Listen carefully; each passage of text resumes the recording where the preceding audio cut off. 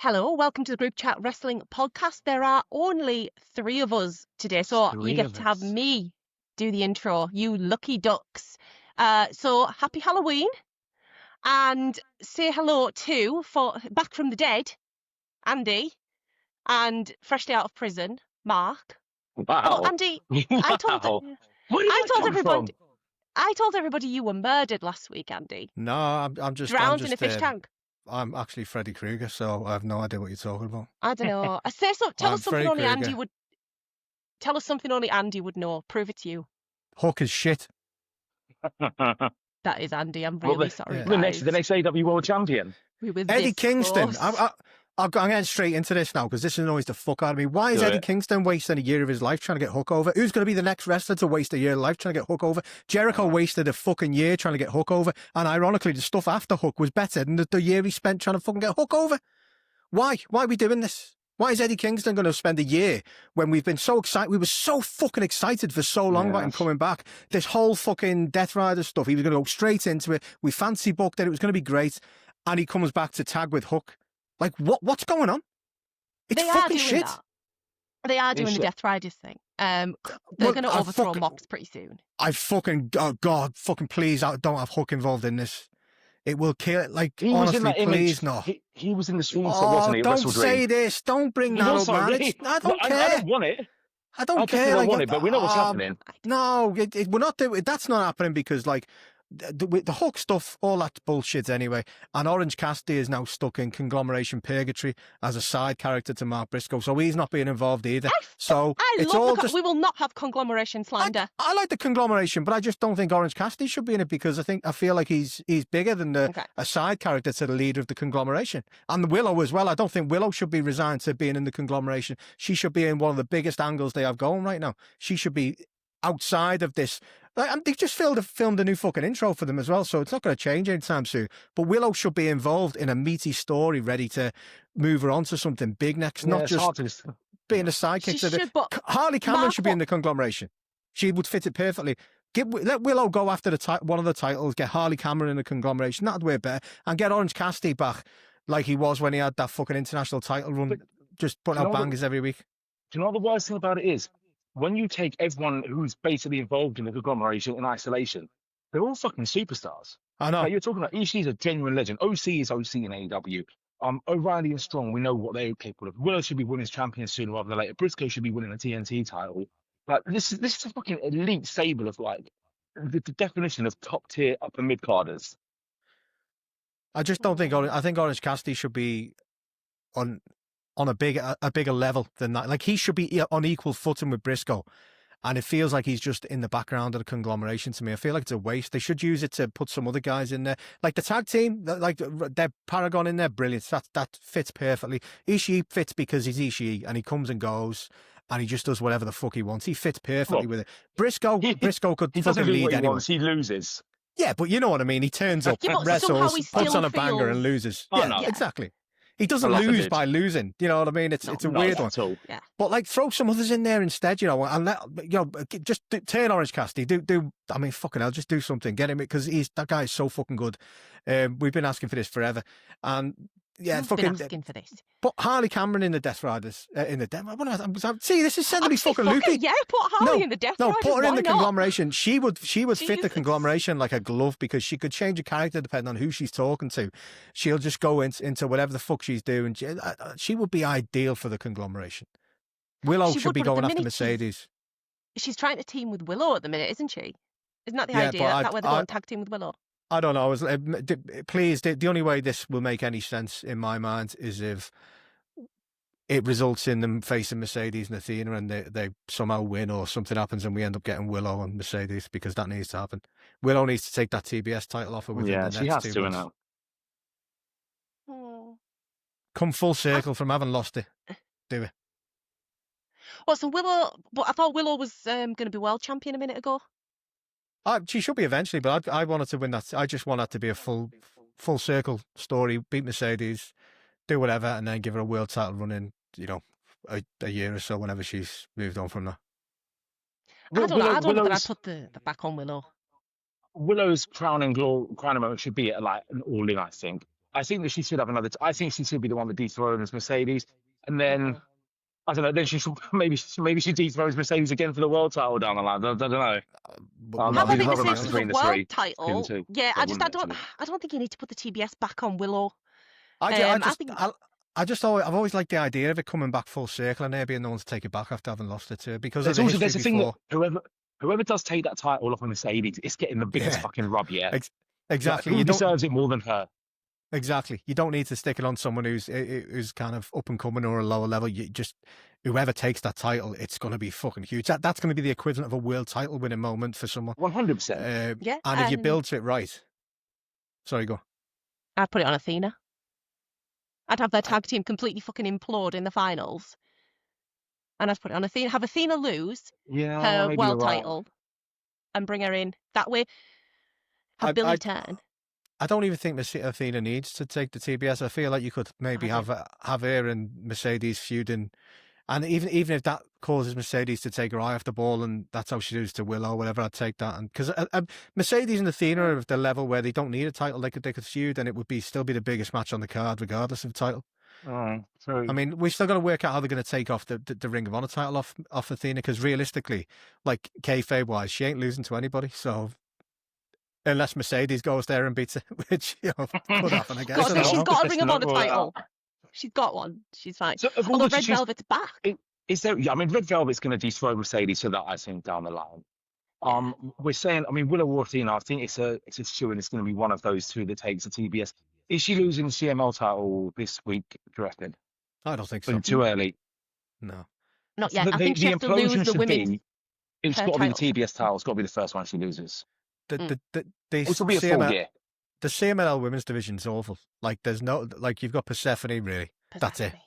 It's terrible. Like, more experienced Lucia fans have said, Lucia Blog and Rob Viper have said very similar in that, like, there just isn't any depth there at all. There's no one, which is why they're benefiting more just it being on Mercedes anyway, rather than just tossing it around some people who aren't very good. So I don't think she loses it yet. I feel like that's one she loses down the line. What do you think is going to be the first one she loses then? It has to be the TBS. That's the most important one. That has to be what unravels her, because if she loses titles, if she loses titles on the Indies first, it takes away from the big moment of that. I know she's lost to Toni Storm, but that is literally it. It takes away from that big moment. It has this whole thing is still all the titles she's holding and everything. This is still an AEW thing essentially, because it's prominently on AEW TV. The implosion has to start. She loses the TBS title. That starts her downward spiral. Then other people have got confidence against her. Her confidence is down. Then she can drop titles at a ridiculous pace. I mean, she shouldn't lose them. She should still have health and defend successfully. Otherwise, it's a bit lazy if she suddenly wins 85 matches in a row, then suddenly loses 12 matches in a row. You know what I mean? I think there should be an element of, she still goes to an indie in Poland and retains the title. Yeah. She should have maybe another retro defense or two.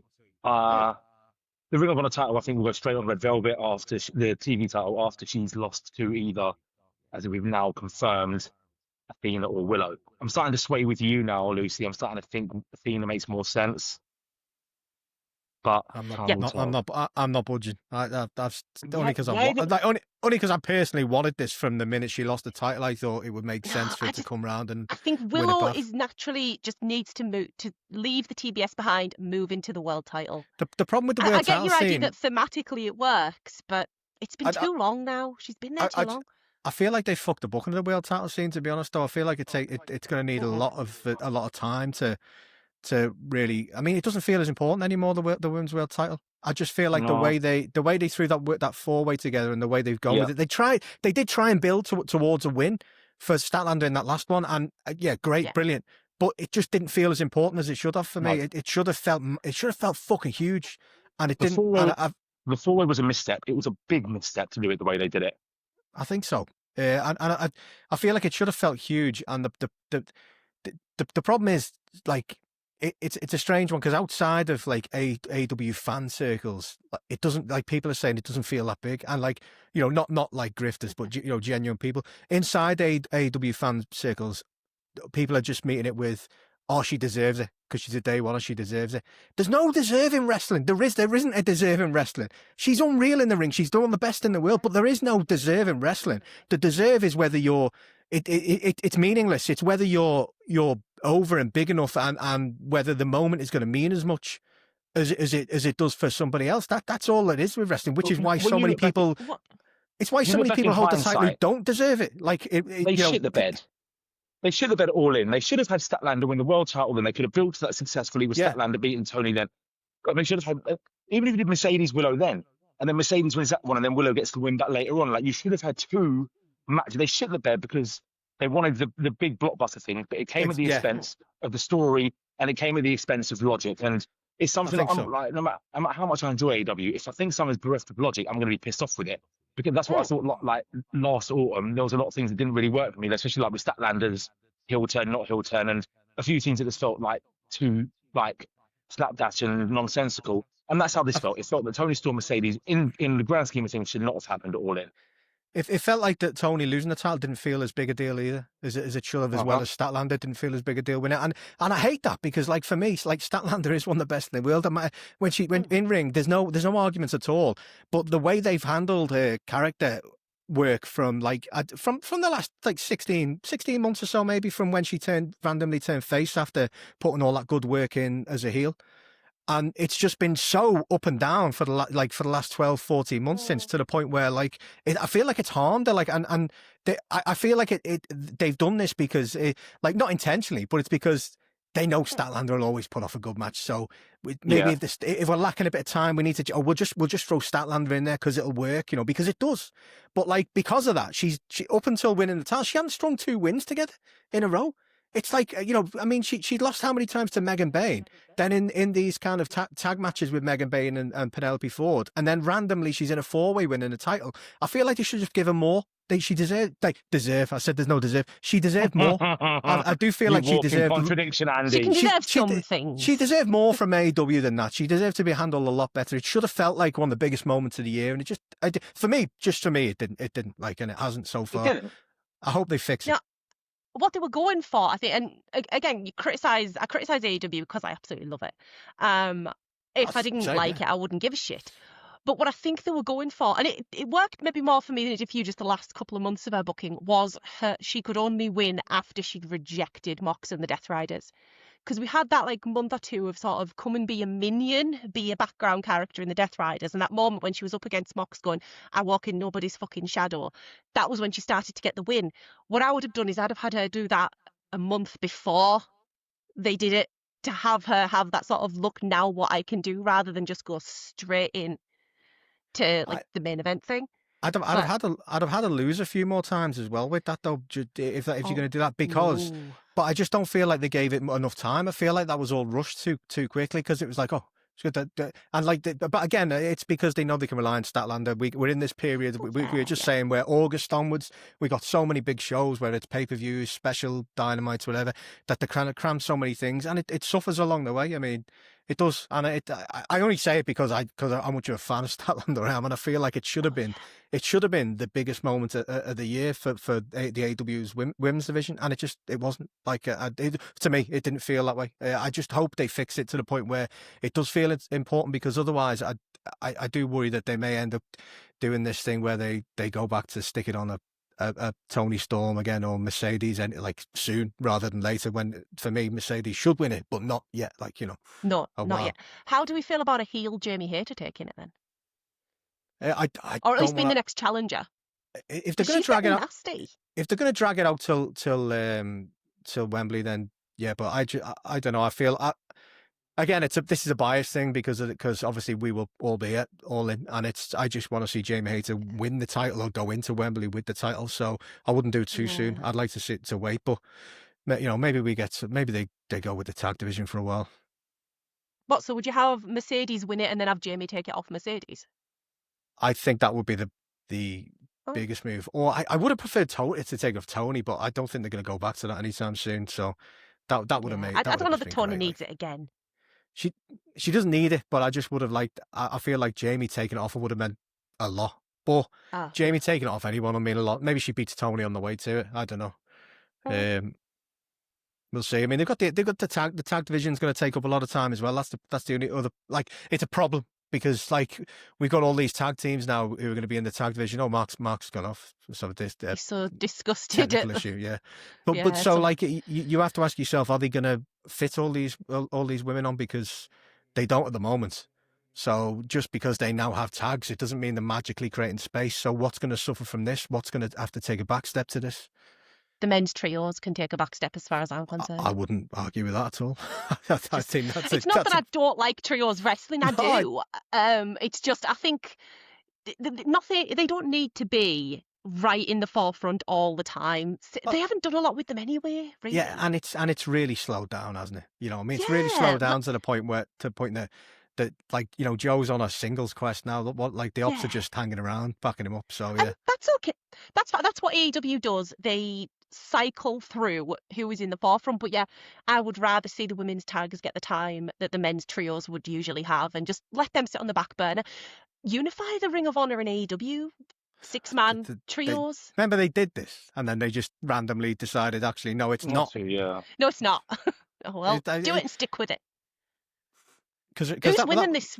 Oh, go on. Sorry, Andy. No, I was going to say that's when they had they were carrying around like each belt when I was going to say what Renee said then, but I'm not going to say it. But the Bang Bang Gang were carrying around the I forgot about belts. That. Yeah. Oh. Yeah. No, I didn't slip up like she did. Thankfully, RJ's not here laughing at me. The gang band. Yes. So what you say? Who's going to win the women's tags? Is that what we're going to move on to? I'm sick of arguing that it should be TJ, but I'll do it again if I have to. You want it to be TJ? Because they are the best team. No, they're not the best individual wrestlers, but they are the most cohesive team. Do you think? I don't think they are. Do you not think that it makes? I mean, I think they should have the tag titles at some point. I don't think they should be the inaugural champs. I just for me, no. I'm not even sure who I think should be. Like, I don't really want I don't think it'll be the Hollywood final, which obviously will be Athena and Mercedes. I think Athena and Mercedes will lose in the first round. I'd be happy. I think the final will be Willow and Harley against Tony and Mina. See, I'm worried, like what we said about them chasing this big match that they went with Mercedes Tony too early. I'm worried that's what they're going to do with the tags, and we are going to get the Mercedes Athena Tony Mina, because I feel like it's a disservice to the teams that have put so much work in over the last kind of 4 months or so prepping us for this. I mean, Bain Ford is there. Bain Ford is an unreal team. They're primed for fucking taking these tag titles and going on a run. But now looking at the brackets, they ain't getting anywhere near. Like, because I just don't think they're gonna. Who have they got in the first round? I can't remember, but basically it's me and Tony in the second round if they win. I think that because I think Tony will transition into being. I think her and Mina will be a team until one of them turns on the other, and that's a feud. So I'm thinking her being intertwined in the tag division for probably the rest of 2025, and then her feuding with Mina takes her up to enough point into next year before she's involved in anything else again. She should have some time off as well. It wouldn't hurt her to have some time off at some point because she's earned it. I don't know. It's a tricky one, isn't it? That's a good thing. The one thing is that, I mean, unless it is the final of Athena Mercedes against Tony and Mina, which I don't think it will, because I think the final will be at Full Gear. I think the final will be at Full Gear. If the final's at Full Gear, then we've got Statlander to be Mercedes then. So that's why I'm hoping. Yeah. I'm really hoping that's it. I think that is it Willow and Hardy against Mercedes and Athena first round. No, it's Willow and Harley against Mercedes and Athena. Willow and Harley will win that. I think Willow and Harley will win that. Megan and Penelope Statlander will help Willow win. You see, that will help Willow win. You see, that's one of the ones though. What you got there, what you just said there is essentially one of the two consistent tag teams over the last 4 months. Well, it's AJ longer, but like the last 4 months, like on TV, the consistent tag teams you've had are AJ and Bain and Ford. And one of them's going out first round as well. They've been a team for a long time. Yeah. They've got Aminata and Hater, who I like, but I don't see them going again. I think they're going out as well. That's all three. This is quite interesting though. The matches are not foregone conclusions. The thing is, if a certain team win, we could be like, oh well, it was obviously going to be them. But I wouldn't put money on these situations. I wouldn't bet. What was that? What one? There's one I would bet on, and it's Tony and Mina beating. As much as I would love Alex Windsor to get a win, her and Riho are not beating Tony and Mina. No, they're not. No, they shouldn't do it. That's the only one. So you're right. That one is a foregone. The other three, I wouldn't risk burning money on, which is a good thing. It's a good thing that it is unpredictable until it becomes predictable. So it's a poison choice. They either do the really unpredictable thing here or they do the predictable thing. Kind of, just go unpredictable, man. Like, just don't have Athena and Mercedes win it. That's the only thing. Don't have them get to as long as they lose in the first round, I'm kind of open to what they do after that. But Athena and Mercedes has to lose in the first round. It can then, and that can be because of Statlander, which can lead into Statlander and Willow being a bit more okay with each other. It can lead into the Statlander match against Mercedes at Full Gear, and then it can eventually lead to Athena v Mercedes because Athena will be pissed off that they lost. So there's a lot in that. I'll be very surprised if Athena and Mercedes make it past this first round, and I'll be very disappointed. It's thinking about that though, we were talking earlier that Blood and Guts is the week before, isn't it? Full Gear then, and a lot of these tags that I'm talking about that essentially I would like to do well, essentially the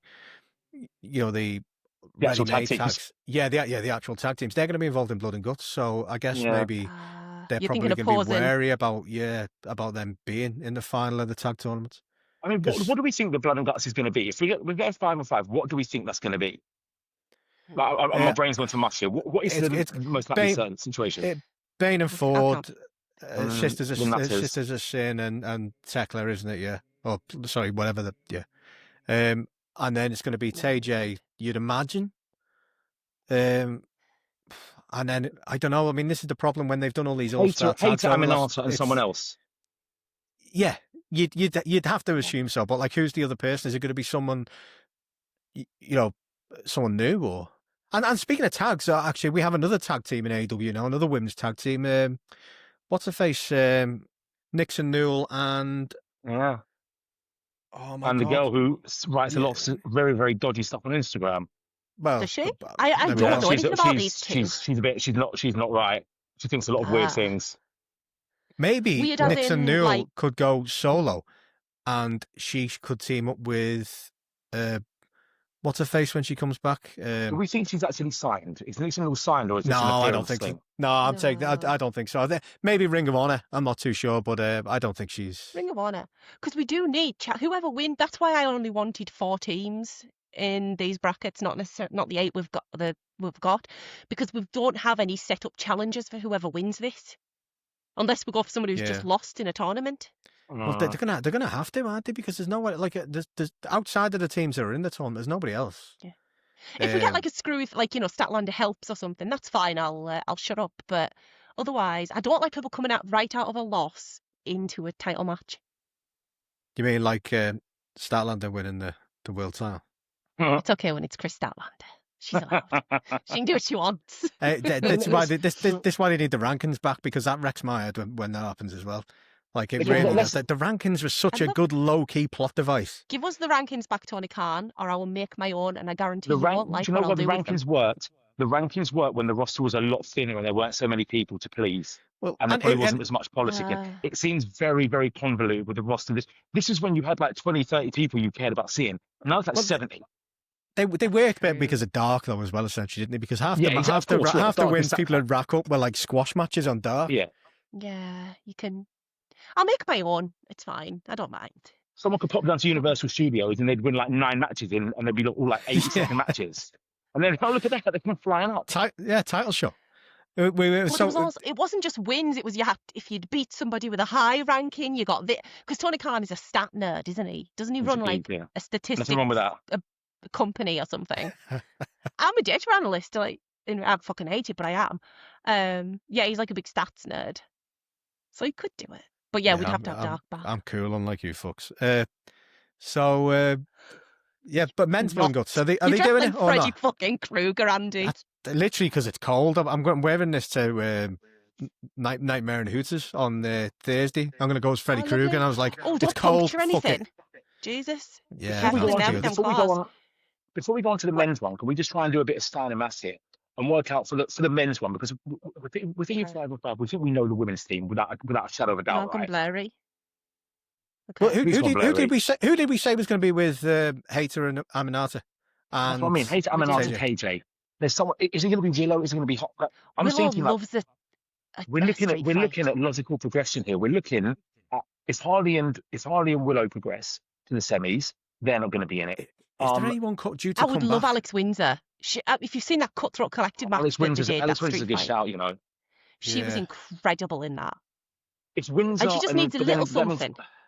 That means Aminard, because because you've got to think, it's the quarterfinals, and they're going to have 2 on Dynamite and 2 on Collision this week. Do we know that?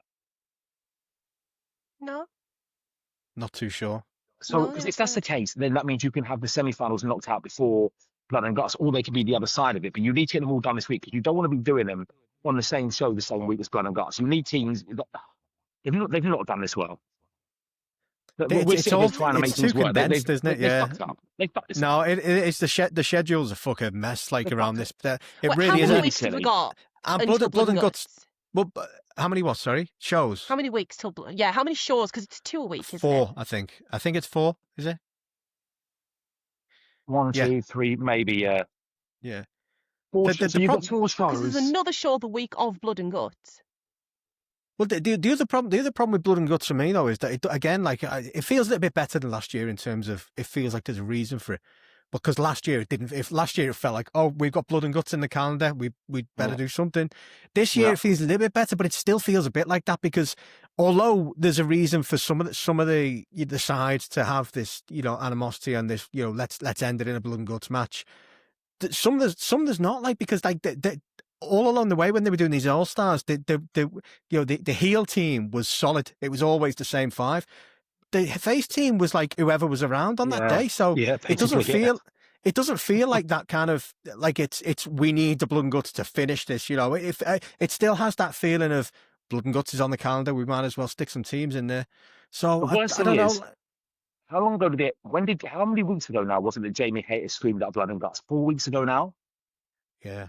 And there's been no progression since then. If they had said that then, and then kept building into it with wars, like brawls, getting broken up every week, like one-on-one matches between them, focusing on it. But instead, they've kind of shifted to the fact that we know it's going to happen, we don't really know who, but also there's a and they're going to be intertwined inevitably.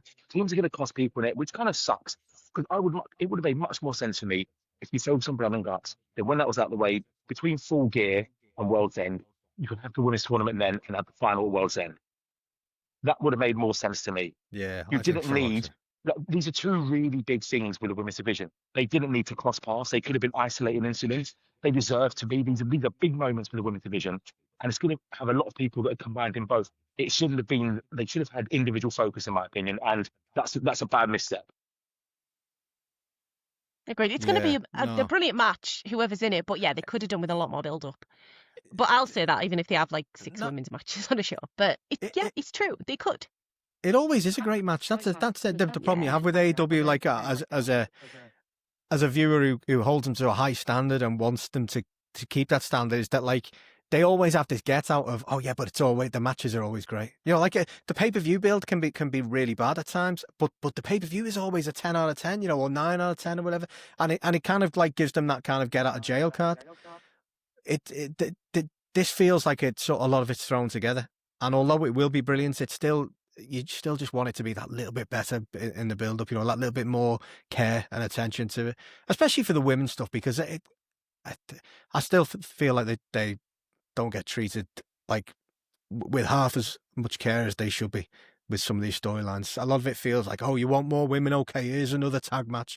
Oh, here's an all-star tag. You can't moan at me now. I feel like there should be a lot more focus on actual stories and actual, something to get you're emotionally invested in with the women's side of things. It's always felt like ground justice to shut people up. It felt like that in WWF as well. Yeah. WWE, sorry. But even when they had like Evolution again, like there were so many women that I was so invested in back then, because the women's division in WWE at that time was so good and so deep. But everything felt like kind of here, damn, kind of thing all the time, which is bullshit. Because the women, like, and a lot of people said it online, in both major companies, the women's division propped up the company at certain times this year when other things weren't really hitting, when the main event scene in the men's division in AEW was a bit of a shit show, when Coke was involved and probably some lazy booking was happening. The women's division was feeling like really on the way up for numerous reasons.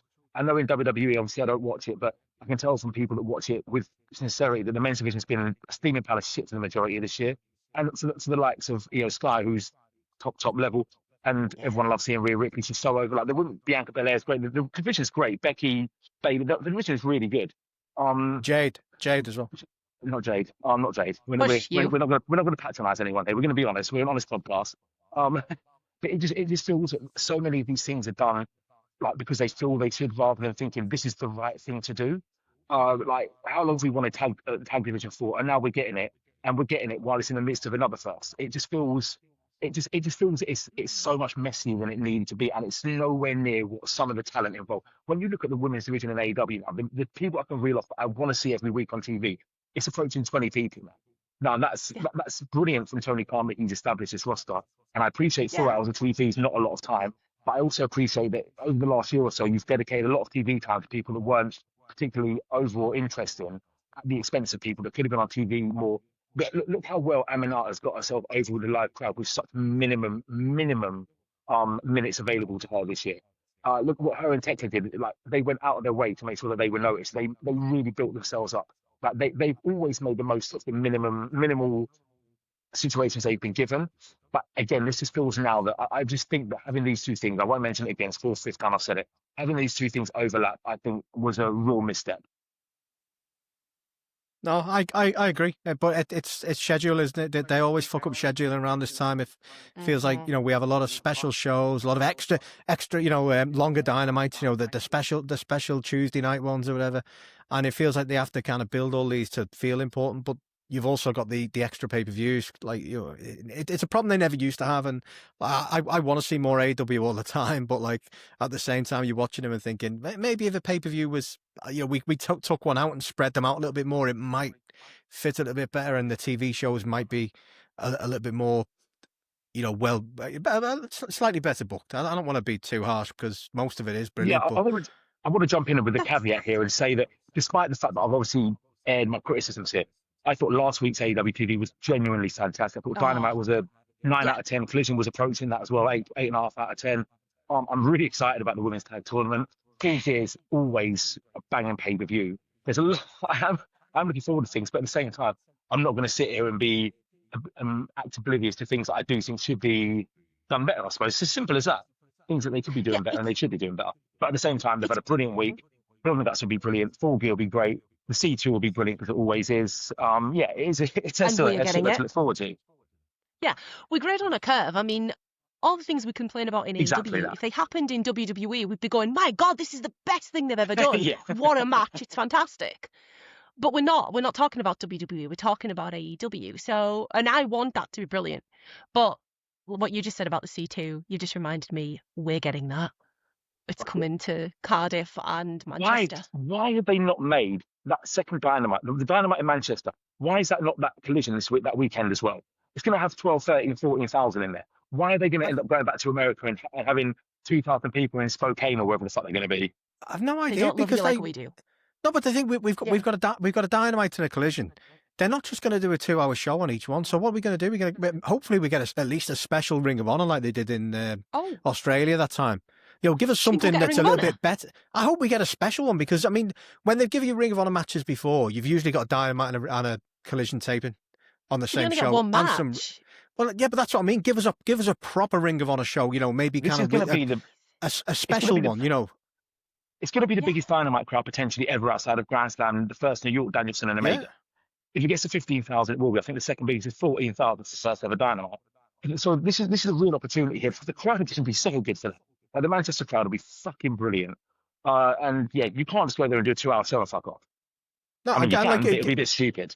Give us a special Ring of Honor alongside it, and give us Man Like the Reese with his full fucking entrance this time.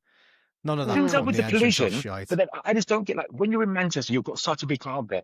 It's an open goal. You can give your stars the weekend off, or you're going to fly back to America and doing a Collision taping on the Saturday. It seems so nonsensical. You're going to go somewhere for 2,000.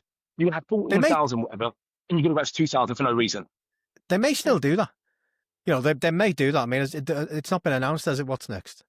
I think when we spoke about it, did Brett mention that last time it was the Hammerstein show, and he he was heard that it may be that again. I'm not too sure, something like that. Yeah, but it's not been announced anyway. There's nothing official, so fingers crossed. Hopefully they do that because it makes too much sense. Like you say, you can have a fucking hot crowd, like far better than if you go back to, collision. Standalone collision shows don't generally do great crowds in America. No, that's terrible. all. So why not just capitalize on what is going to be an incredible crowd? It makes they should do it. It makes too much sense. Absolutely. Get it done. And give us Michael Oku in the Continental Classic. I'm going to say that every fucking week because I'd love that. Could you imagine though? He's Come so on. good. He's so fucking hell. They've got to do it soon. I mean, he's got to be signed, doesn't he? He is. He has to be. Talking about this. He's on a pre-contract, isn't he, I reckon, like in football terms. He's probably got a pre-contract agreement or something. Okay. Tony just kind of keeping him there like a one-off WWE ID kind of thing. And don't forget Oku ID. Don't forget how tricky it is with visas at the moment in America as well, though. So it's not just a foregone conclusion now. There's a lot of red tape to get through. They've got their visas. They announced it a while back, didn't they? They both and got they're limited visas. to what they can work and stuff. Wasn't Jamie Hayter limited to what she could do? And is that because she keeps coming back though? I think isn't that what happens when you come back? It's like so maybe that's it. Maybe it is harder for them to keep because Oku obviously is here all the time. Ospreay never had a bother. That's and true. he flies back. He was that's back probably and because Ospreay. Same with he probably gets to fucking the immigration and like, oh man, 5 stars, get the fuck through. Go on. Sir, please. Would you like to fly the plane, Mr. Ospreay? Dave Meltzer checking the passports and he's just like, yeah, go on, Will, 5 stars, stamp it with the 5 stars, let's go. Anyway, speaking of 5 stars, are we going to get a men's blood and guts? Are we? Do we need one? Do we want one? Now, we don't need one. I don't want one, but I think we're going to get one. I think we disagree. No, I think Lucy wants one. Want one. You're greedy. I do want one. You're greedy. Who do you want one and why then? I want one because, first of all, I'm sick of hearing people say bullshit like, oh, if you put the men's on, they'll overshadow the women's. Let the girls have their moment. Oh, fuck off. The girls will make their moment. If you don't want a men's because there isn't one that makes sense, that's fine. But you don't need to keep them off. I wouldn't have it be the Death Riders and Darby and his crew. I don't think there's enough going on the good boy side, unless you're going to use it to split up the Death Riders. I would have it be the Don Callis family and maybe the conglomeration. I think that's more likely. That's why I think it would be if they have one. But this is why I don't want one, because exactly what you said there. There's nothing that feels like it needs it. I feel like you'd just be sticking it on just because it's blood and guts, and I feel like blood and guts matches. But I mean, how little time are the women going to get if we have a men's blood and guts as well? I don't know. I'll just go back to that first. If it's a 2-hour show, you've got 2 rings there. What are you going to do? Chuck a battle royal in the middle, maybe? They should at least get 40 minutes, but they won't. If there's 2 blood and guts matches, the women will get 25, 30 minutes, and it'll be like 30 minutes match. 30's enough for a blood and guts for both men and women. They've usually gone. They've usually gone 40, usually 50 minutes. An hour. They go over 50 minutes every time. I mean, that's true. Actually, you do have the entrances staggered, don't you? All right. We'll get a battle royale for Collision. Again, I will say this: before we started recording, we were talking about this. But if this was a pay-per-view, I'd have no issue because you can separate it so well. But it's very lazy to say, oh, they'll shine the women. You ain't gonna outdo Sky Blue in this match because she's gonna get fucked up hard. And this is gonna be a great. I really can't wait. It's not about overshadowing. It's not necessary to have a men's in here because you're shoehorning it in for the sake of it. And I will say, why don't think for a minute it'd overshadow? I'm saying this is if you put a men in, you're putting a men's in for the sake of it. You don't need that. Let the women carry the show. Because that's what you built this on. I don't want to see a men's one. I want to see a women's one. I want to see a Royal Rampage in there as well. Fuck that, because I really enjoy them. We'll get 2.5 hours. I want the last hour to be dedicated to the women's blood and guts match. We can have a Royal Rampage before. Put a big title match on there as well. Make this, because they've only sold about 4,000 so far. Make this card something that gets 7,000 or 8,000 in there. And you need. I don't like the singles matches with 2 rings. I just don't. I don't mind it because it's building the anticipation for that big event. Maybe I'll take 1, but yeah, it just doesn't do it for me. I think it always looks a little bit clunky. They feel obligated to use both rings, which I don't think they need to. Battle Royal, absolutely. It doesn't bother me saying just shoehorn one in because it's there. It is there, and you're not doing your biggest men's story. It's meant to be a blow off. It's meant to be a blow off to a feud, though. But that's what I mean. Big, not the start of a feud. If it's conglomeration of Don Callis family, that's the start of a feud with the blow-off match. Why does it have to be the end of a feud? Just because it's well, that's the whole point of Blood and Guts. Yeah, but it's like the last resort. It's like, all right, we've done all this. Well, fuck you, Blood and Guts. Let's go. Exactly. I think if you start, it's only going to be downhill from there from Blood and Guts. I would just skip the men's one, and I again, like the overshadowing thing. I think if anything, the women's one would overshadow the men's, because what are the men going to do that we haven't seen already with who's available? Yeah, it's just going to be. It will. But it would comfortably be the worst Blood and Guts if the men's do it. I think. I don't think it's got the potential to beat any of the others at the moment. Yeah, the women's will absolutely stand on its own, no matter what else they put on. It's just that's what I've seen the argument being. Oh, let the women have this. No, I agree. I agree with you on that. I mean, it's like you don't keep it off just because of that. Yeah. You keep it off because it's not needed. Maybe it's spite. I want them to put the men on so the women can outshine. I might just be being a bitch about it. Wouldn't be the first time. Do you know what? Because look, it feels that we're getting like I don't need to see collectively Briscoe again on pay-per-view. Yeah, like I love them. Let them have they can have a match of some kind. Let's have a Royal Rampage. Let's have the women's Blood and Guts. There's your broadcast then. Okay. And one other match in there as well, maybe. There's your broadcast. You've got to build to full gear as well that night, because it's a week before, so you can't ignore full gear. I don't want to see Fletcher. I don't want to see Fletcher Briscoe again until Briscoe's actually going to beat him. I feel like that should be like held off now until the win. Like build it up again. Like Briscoe going after him. Refuse to give them the match. Drag it out for a good while, and then when they do get the match, Briscoe beats him. That's what I do. I'd keep them away. I say all this. I do feel pretty convinced that Lucy's right. I think we'll get the conglomeration against the Don Callis family in a Blood and Guts match. I hope not. I don't want it. Probably I think we'll get it. I just feel like it's for the sake of it, and it is just don't do it. Yeah, because we disagree on this quite often. Though I will be like, throw a match in for the sake of it, because I think it'll be a good match. You guys want the sort of the story, the build up, I think it's just different taste. I want to feel like it means something. Like I want that feel. I always want that feeling of where I'm so emotionally hooked that it means something, that everything that happens in that match just affects me. Kind of like we got with Ospreay Hangman, like where you're literally on the edge of your seat because you're like, oh my God, everything is riding on this. We've had this whole build up, and I use that as an example just because that was the closest to watching a football match that I've experienced watching wrestling, because everything 100%. For the whole year was riding on that match, and we genuinely didn't know which way it was going because. No. They could have easily flipped the switch. We did, you but and we weren't weren't like November. We knew. We started to doubt ourselves though because of all the morons out there. No one on this podcast. I mean, the morons out there who still are saying that Darby is winning, even though it's like unless he's got a DeLorean, that ain't fucking happening. See, Darby's getting his story now. This is. And it's I like what Darby's doing right now. Yeah, I love what Darby's doing right now. I see what Darby's doing right now. He shouldn't be involved in the title scene. He should be involved in blood feuds. He's not in the title scene. That's what I'm saying. He shouldn't. He didn't like it. All right, I see. That's what Darby Allin's perfect for. Blood feuds. Well, he shouldn't be because and also he's made it clear, like outside of like kayfabe, that the title doesn't really mean anything to him. Mm-hmm. Like he doesn't want the title, he doesn't need it, and like he shouldn't do either. Like he should keep that. Like Darby isn't about the title; he's about like Darby Allin and whatever Darby Allin does. It's not about winning a title for him. Darby is about near-death experiences, not world titles. Yeah, it's and it's. We'll move on to the fact that it's Halloween. So I did want to ask you guys.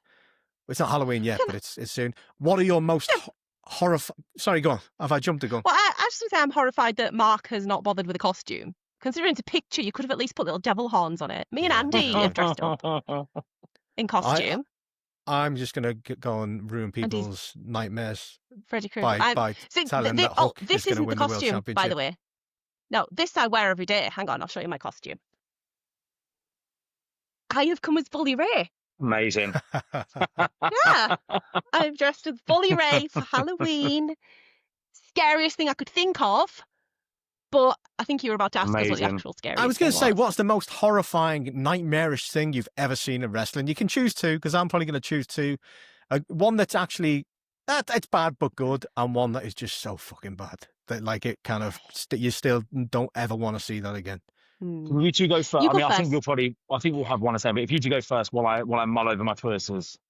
Okay. Well, for me, first, Andy, then I'll go. For me, I'll give you one that's bad but good. Like the Texas Chainsaw Massacre. Oh, no, that's just bad. It was bad. No, I hated it. I really hated it at the time, but looking back now, it was funny as fuck. Like, it's so stupid that, like, it's... Why? Why is Leatherface running around? Why the fuck is Leatherface running around? When was it? God, it's got to be 2 years, is it? Do you know what the thing is? It was during a period that AEW's TV was falling off a cliff, I think. Yeah. And so it just added to... If it happened in a different time period and you could take it in isolation, it's a silly moment. But it was at a time when I'm like, this is probably the least I've enjoyed AEW. This is turning into something I didn't want it to turn into. And that kind of just... It was a perfect storm and fuck off to me. No, I agree. It was the wrong time. But, like, looking back now, it's actually... hilarious, and I really want Mercedes to go after that title. This is what I think they should do for Dynamite Halloween. No, they should. Jarrett has it, doesn't he? I tweeted this to Mercedes, like it's Halloween. Why not just go? Say you want an extra title, the 13th title, go after the Texas Chainsaw belt, and then rebrand it the Friday the 13th Halloween fucking AEW whatever Freddy Krueger tag title, singles title, whatever. I'm losing my mind, but it should be. She should go after that. She should beat Jeff Jarrett. She should parade that Texas Chainsaw Massacre Texas Chainsaw Massacre, whatever it is. Parade it around the world.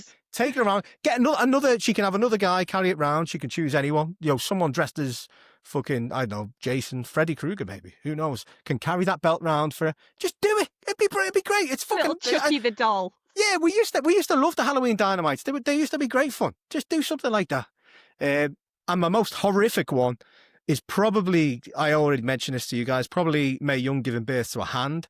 But there's so many WWE references. I mean, like, genuinely horrific could be when Vince starts questioning Pillman's wife on TV live over, whether he was, there's so many WWE things you could use. There's obviously the tragic Owen Hart like pay-per-view that you two watching that live over, I was, it was fucking it's one of them where they I think they cut to black, did they? I can't remember. They were at VT. They were at VT, and then JR. I always remember because I used to be. I was in year 8, so I used to have to stay up because they let me stay up for No Chance in Hell the Rumble earlier that year, and I fell asleep in science the next day with like a Bunsen burner on fire. So the school reported to my parents, so I weren't allowed to stay up. So I used to sneak downstairs, change the channel that would be on in my room, watch it, but I'd watch it with the volume off. So I knew something happened, so I put it on really quietly, and I was watching it. I remember coming back to JR and Lawler's face. And I remember as soon as it went back to them, you saw, well, he's died, hasn't he? Like that was a look of you've just seen someone die in front of you. That will always haunt me. Carried on though, mate. With the blood in the corner of the ring, mate. Yeah, wash the ring down. Let's go. Come on, guys, crack on. It's just fucking stupid. I remember when I went to school the next day, because again we're 12, 13 at the time. And I was telling everyone, like, talking to people about it, and everyone just thought it was like, no, it's obviously not. It's part of the story. He's going to join the Ministry of Darkness. I'm like, no, because there was no real internet back then. You couldn't just find things out like that. It was all like word of mouth. And my best mate Aaron, he was away in Turkey, and he called me to ask me like for the results of the pay-per-view, and I had to tell him, and he's like, obviously thought I was just lying to him because like that doesn't really happen. Like, what, for the show carried on? I'm like, yeah, the show actually carried on. And like, well, obviously he's not dead then. I'm like, no, mate, that whole thing was. I will always remember JR's words, the tone he used, Lawler's face. It was the fact that show went on was so fucking bleak. Anyway, sorry, that's gone really negative. They're mine anyway. All right. We can have two. Is that are we choosing two bad ones or a bad and a good? Either, whatever you want. I mean, I just chose one because a good bad one because the Texas Chainsaw Massacre one's just fucking hilarious. Okay. Well, you've taken Mae Young's hand that apparently grew up to be the SmackDown Fist. Somebody told me. Kayfabe. He grew up, Mae Young's baby boy all growing up. But mine, it wasn't Halloween, but it was pretty fucking horrifying. It was Brock Lesnar squashing Kofi Kingston. That was first episode of SmackDown on Fox. That was a day my wife stopped watching wrestling. Like, I lost my wrestling companion that day. She was fucking disgusted. That was the start of the show as well. She stopped watching. She's never watched it since. Yeah, Thank you for that. I switched it off. Didn't put it back on. Not WWE. I still haven't. Actual spooky moments. Well, who was it? He was fighting when Randy Orton had to wrestle on a load of maggots. They changed. When what? They were. I wasn't watching them. What is this? Wasn't it Orton? It wasn't real maggots, but I'm sure it was. I don't know. That's WrestleMania 33. And the ring was a load of like bugs. So yeah, they just had a projector above because it was outside, so they had the big like canvas bit above the ring. And they just use an overhead projector to put maggots on the ring and then something else. And it was so bad. It was and the awful. match itself was so bad as well. It was. Now, in real life, I'm an entomologist, which means I work with insects. But even I couldn't watch that. It was awful. It was so bad, it wasn't even good. Or quite often, if something is really, really camp bad, like the Texas Chainsaw Massacre, you can watch it and it's fun and, But no, this was just like, it was horrendous. It was cringy. I couldn't force myself to watch it. I was like, oh, bugs, yay. And no, you ruined bugs for me. But a good one, I don't know if I'll be allowed this, but can I choose Being the Elite Halloween episodes? Yeah, the one on the cruise ship where Kenny turns the entire elite into the human centipede. Have you not seen it? Have you not seen this episode?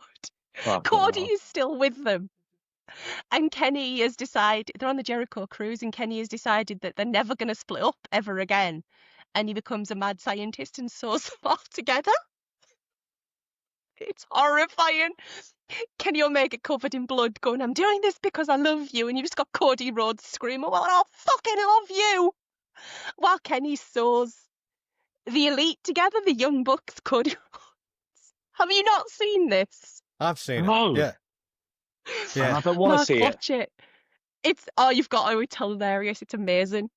It's absolutely fucking amazing. Yeah, Kenny makes some of the stuff Being the Elite have done on Halloween. That is not even the most boundary pushing thing they have done. But there's things the Young Bucks have done that. Did they do a seance when they said Adam Cole had died as well? I'm sure they did. No, they murdered Adam Cole. When he went to the Fed, wasn't it? Yeah. With Pink Monster, yeah, they murdered Adam Cole. That was. That's how wrestling is real. They spent like 30 years in jail for killing Adam Cole with Pink Monster. They brought him back with a seance. That's how they got him back to AEW. That's right, I remember that. Yeah, back from the dead, yes. Yeah.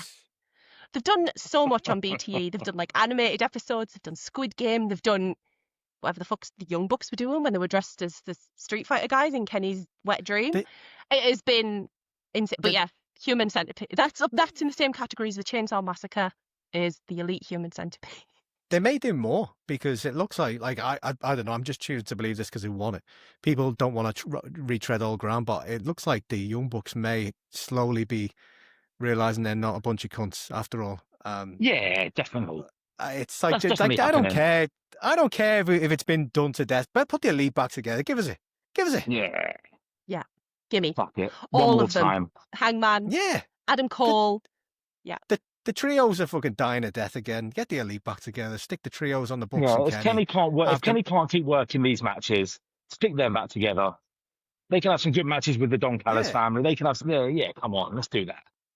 That would be lovely. And have them back up Hangman. Delightful. Yeah. Back up Hangman. Yeah. So go on. What are your Halloween? I was going to say that. Oh God. What? Okay. Nothing.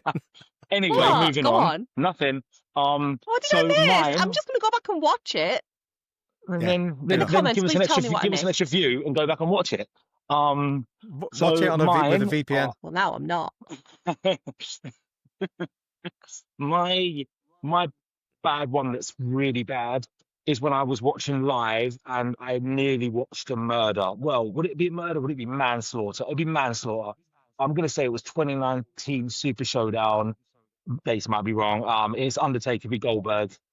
It was, mate. It was like it was really. I remember just watching that in sheer disgust. I'm like, what has this come to? Like, why am I? I don't know the dates of when that was. I know it was pre AEW because, again, I was watching one of those shows through choice, and those shows were never good. But this was.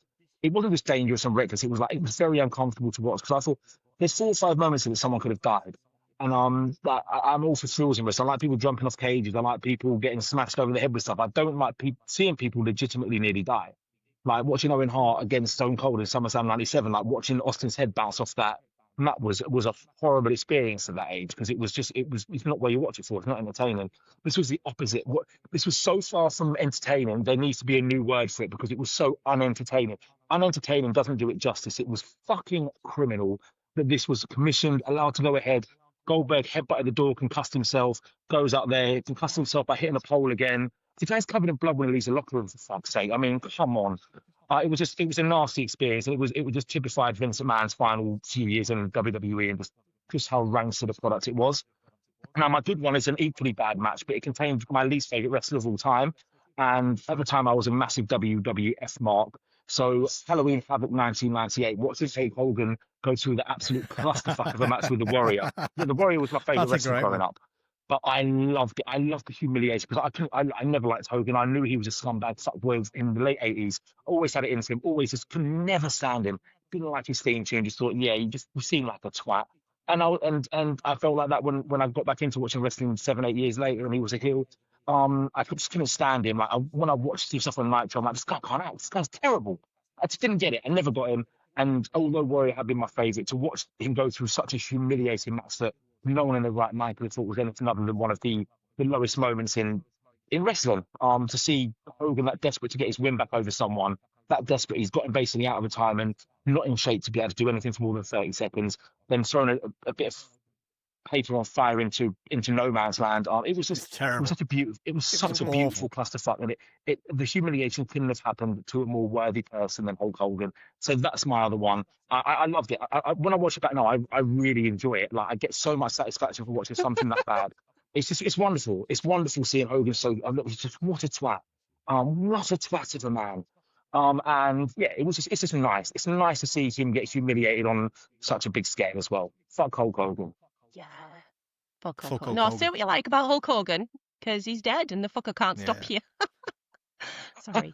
But yeah, no, you were okay, Andy, you have to tell us then. Mark was a Ultimate Warrior kid. I was a Macho Man Randy Savage girl from day one. Who was your... Ric Flair.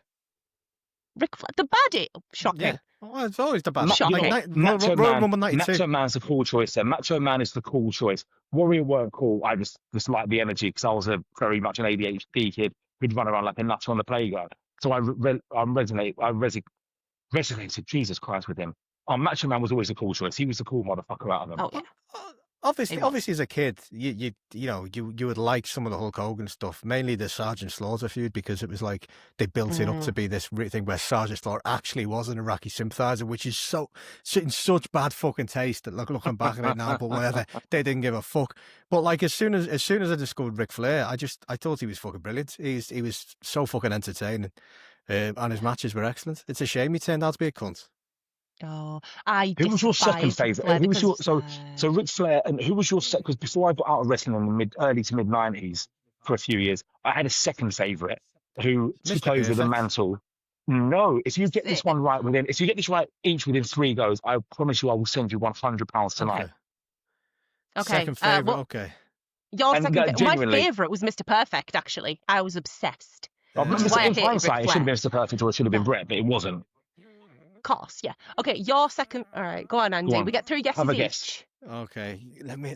Okay. The old fucking Big Boss Man. No.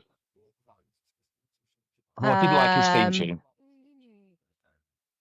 Okay, I'm trying to think. You were a Warrior fan. Maybe somebody a bit. The Warlord. No. The Texas Tornado. Oh no. One of the Kooky Von Erichs. Okay. Oh, this is difficult. All right. I am going to go with Ravishing Rick Rude. Oh shit! Did you say Ravishing Rick Rude? Yeah. No. No. Fuck. See. One guess left each. All right. One more. This is better. This has got to count. Superfly Jimmy Snuka. Another scumbag. No. Okay. Was it a heel or a face? Give me that. Pardon? I'm not. Was it a heel or a face? There's £100 on the line here. I'm definitely not. Okay. Was it Skinner, the alligator guy? It was not. But Skinner, I think they faced off at pay-per-view. No, he was Repo Man. That was Repo Man. Oh, sorry, yeah, Repo Man. AKA Smash from Demolition. Smash was the easiest Halloween costume ever that even Mark didn't bother with. Right, who was it then? Tatanka. Oh. Who turned out to be an absolute bellend as well. So, yeah, they all I had a real penchant for bellends. They all turn out to be bellends. All of them. Like, it's crazy. They all turn out to be absolute fucking bellends. Although my favourite two of all time are Danielson and Foley, and neither of them are bellends. That's true. They are lovely. Even the non-Bell-End say some Bell-End stuff. They say some Bell-End things. Foley comes out with some weird shit every now and again. Both of them have said some very, very suspect shit over the man that made them rich. Daniel. Brian with his Vince shit. Yeah. Yeah. Although, no, my other favourite when I was obsessed with Alundra Blaze. I would have died for Alundra Blaze, who was Medusa later on. So I always liked Tito Santana, and I don't know why, because he was the most generic, nothing wrestler. But like, he was quite he never won. Stereotype, wasn't he? Never won. And he never won. He never won. But my favourite SummerSlam was the Survivor Series was the one when like. I think was it 92 maybe? I can't remember. But basically out of all of the faces, it was Hogan Warrior and Tito Santana. Just like amazing. Against a fucking giant of a fucking heel team because all the big ones had gone through in The Undertaker. And you just knew Tito Santana was the first one getting fucking eliminated there. But no, that's a great... That's what Survivor Series should be. That was a great Survivor Series. One of my favourites back then... Oh, go on. Go on. No, you go. I was just going to say one of my favourites back then was Barry Horowitz, to absolutely nobody's shock. I've always loved the Hopeless Jobbers. Always. I've always had a specific favourite. I've always had, like, the same one with the sports thing, because I get quite clearly from people who would understand this. I get very tribal with things. I get very, very passionate about the person that I like the most. I've always had a bona fide favourite, and it went Warrior to Tanker, lost that interest in wrestling, got back straight away. Mick Foley, Kurt Angle, got out of wrestling, got back into it. Sasha Banks straight away. Cesaro for a bit, Bryan Danielson, and then Hangman, I suppose. I've always had that person that is my absolute favourite. I fell out of wrestling, like I say, it was Flair. I fell out of wrestling, got back into WCW in probably 96. It was the Hogan turn actually that got me back into it, because I caught that and I was like, what the fuck is going on here? This is crazy. And then it was Flair. It was still Flair. I loved Hall and Nash at that point, but then as soon as I caught Jericho doing some of his early stuff, I was hooked on Jericho. He was the guy was streets ahead of everyone else on that show at the time. Actually, he was the most entertaining guy on the show, and how I still say to this day that Bischoff fucked WCW by not capitalizing on what he had with Jericho at the time and letting him go to the Fed. It was crazy. Jericho was my favourite for a while. Even just giving him that fucking squash match he wanted with Goldberg. He wanted Goldberg to squash him, and he built up so much with the time he had. The old, Greenberg, Ralphus fucking coming out with him and slagging Goldberg. And Goldberg just selling it. It was terrible. Have you seen the thing he did on Talk is Jericho when he's talking about Ralphus getting caught banging a ring rat in the production truck? Have you not seen it? Fucking Ralphus, and he says you can imagine the kind of ring rats Ralphus would attract. And he's in the production. But Ralphus apparently was the guy who used to drive the production truck. He wasn't a wrestler. That was it. He was just a trucker. He said, I want come here with me, and he's like, what? Stick this T-shirt on. All right, nice one. Yeah. Well, he did some great stuff. His early stuff with Eddie, his early stuff with Dean Malenko. The stuff with the holding the cruiserweight title when he clearly was a lot bigger than a lot of the cruiserweights. It was fucking great stuff. You're a sucker for a charismatic dickhead, aren't you, Andy? Yeah, no, I love a charismatic heel. I mean, that's like the greatest combination you can have, really. The Malenko stuff was great. And you got one of my all-time favourite moments. I have no idea why we got to this from Halloween, but one of my all-time favourite moments was the list that was the original list. The man of 1,001 holds. It was amazing. Armbar. Go away for a break and come back, and he's going, number 732, armbar. It's fucking genius. See, I didn't watch any of that. I abandoned WWE. I went to ECW. I was watching that, and the British Indies, would you believe, a fucking FWA. That's how long I've been watching the Indies. I was obsessed with Doug Williams at the time. Frontier Wrestling Alliance. That was my jam. That and ECW. That was Rhino Girl. When Tommy Boyd decided to get involved in wrestling, wasn't he? He's an old TV presenter. I don't know if any of you guys remember. He used to present like a kids' TV show, and he started doing a show on TalkSport discussing wrestling with, was it Alex Shane, I think? I can't remember. And he got involved with the FWA anyway and started trying to promote his own shows. And it failed miserably. So it's a nothing story. But it was Tommy Boyd, which I just thought was fucking hilarious. I remember I was fucking 18, 19 or whatever and listening to TalkSport. and they were talking about wrestling. I remember being, this is fucking weird. But yeah, very good. We've lost all the Americans now. Yeah, sorry. That's fine. It's not for it's you. All right. We'll. I don't know if you guys want to leave it on that because we've done just over an hour, maybe just under an hour, depending on what we cut out, and we can leave everyone with the nightmares, seeing as Halloween. Go to sleep and think about this, and you'll wake up in a hot sweat. Eddie Kingston was injured for 2 years. We were all excited for his comeback, and he's going to spend a year trying to get Hook over. Fucking what a nightmare. Minimum. Yeah, Eddie's minimum. nightmares. You can do it, Eddie. Andy, you can go to bed. Prove them wrong, Eddie. Andy goes to bed with a picture in his head of Hook lifting the world title above his head at Full Gear after squashing Hangman in 2 minutes and 19 seconds. Fucking hell. Hangman taps to a suplex somehow. Cold fucking sweat. Fucking hell. Wake up with cuts all over me. Oh, what the fuck? That's the dream. Yeah. And on that note, I'm going to go to bed anyway, so. Yeah, me as before well. we go, one question. We have one question. It's very late for questions, but there was one in there already. I didn't get a question. This was from Mace of Spades in the Discord. So, Scorpio Sky, what is the way you personally have to try and finally get him over? There isn't one. I'm sorry, there isn't one. That's it. Done. Give him with put him with Hook and Ring then of Kingston. Honor. Ring of Honor. He's a good wrestler. The thing is, I don't know what he's missing because I've always liked him, but there is something missing, and I can't put my finger on what it is. I agree.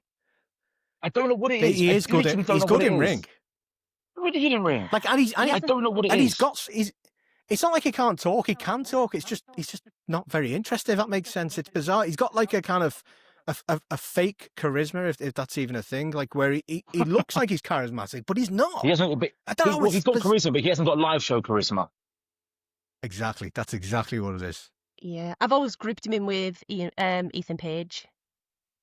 That's how I've always put them together, and I think Ethan Page has exactly the same vibe. That's why they work so well together. But I think he'd work in. Actually, don't yell at me, but I think he'd work in a different company. I think that's how you get him over. You send him to NXT. Yeah. And that's not a diss. I love Scorpio. I think he's amazing, but I think he'd do better in a different company. Because who do you take off their spot to give it to him? Anyway, that's the answer, and I'm off to Photoshop Dave Meltzer stamping passports with 5 stars. I'm going to go to bed and dream about world champion Hook. Oh, come on, Hook. Goodbye, everyone. Good stuff. That was bright and breezy.